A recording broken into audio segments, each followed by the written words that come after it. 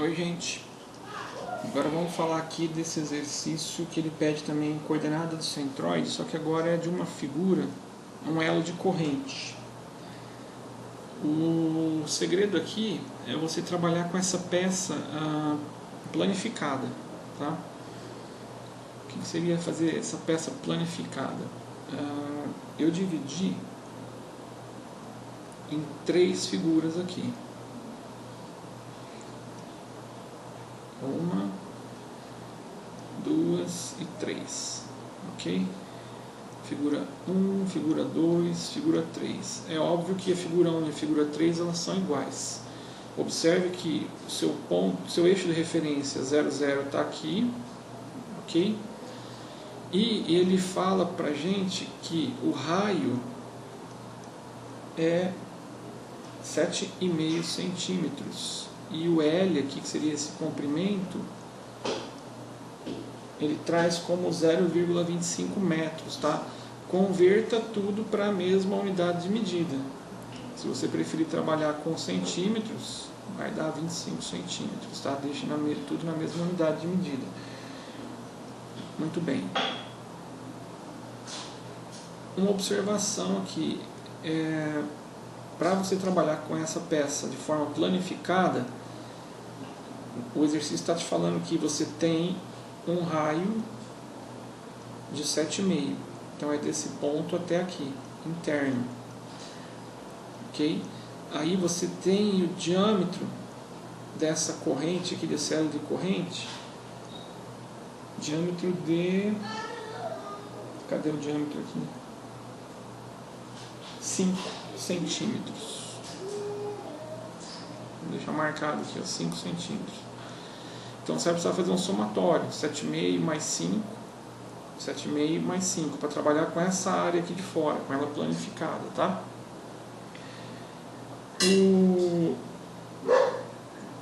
exercício pede para você fazer o cálculo da coordenada do centroide em x, então você vai ter x1 vezes área 1 mais x2, área 2, mais x3, área 3.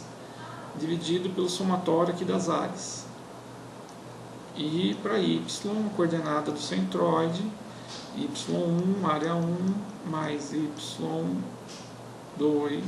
área 2, mais y3, área 3, dividido pelo somatório das áreas que você encontrar. Como é que você vai fazer para encontrar a área? Bom, a área da figura 2 está fácil, que é um retângulo. Então vai ser só a base vezes a altura. Ok? Essa vai ser a área do seu retângulo. Porém, você tem que trabalhar com a peça planificada. Então, você vai trabalhar com a área externa, tá? Você vai trabalhar com essa medida total aqui, ó. Ok? Base vezes a altura. A tua base aqui vai ter 5, mais 7,5, mais 7,5. A altura vai ser o teu L. Agora, a área da figura 1 e da figura 3, elas são iguais. E nós estamos falando aqui de um semicírculo. Então, você vai ter que usar π vezes o raio ao quadrado dividido por 2. Para você conseguir, então, calcular essas duas áreas. E daí você vai alocando aqui na tua fórmula, tá? Para você fazer o cálculo aqui de x1, ou seja, o que é x1? É a distância em x da tua figura 1 em relação ao teu ponto de referência. Então aqui está a tua figura 1, aqui está o ponto aqui dela, né? Então é essa cota aqui que você vai usar. É dessa distância que nós estamos falando, tá? Distância de x para a figura 1. Ela passa bem no meio do centroide aqui dessa figura, bem no meio do centroide dessa outra figura e bem no meio do centroide dessa outra figura. É dessa distância que nós estamos tratando. E tem também a distância em y para a figura 1. Qual que é essa distância em y? Vai ser a distância que você vai ter, digamos que o centroide dessa figura 1 esteja aqui, você vai ter essa distância aqui, ó, em relação ao teu eixo de referência. Você vai ter essa outra distância aqui, y3, em relação ao teu eixo de referência. E você vai ter essa distância, que é bem fácil, porque passa pelo centroide aqui, em relação ao teu eixo de referência. A fórmula que você vai poder usar para fazer o cálculo dessa, não é y barra, tá? É só y aqui.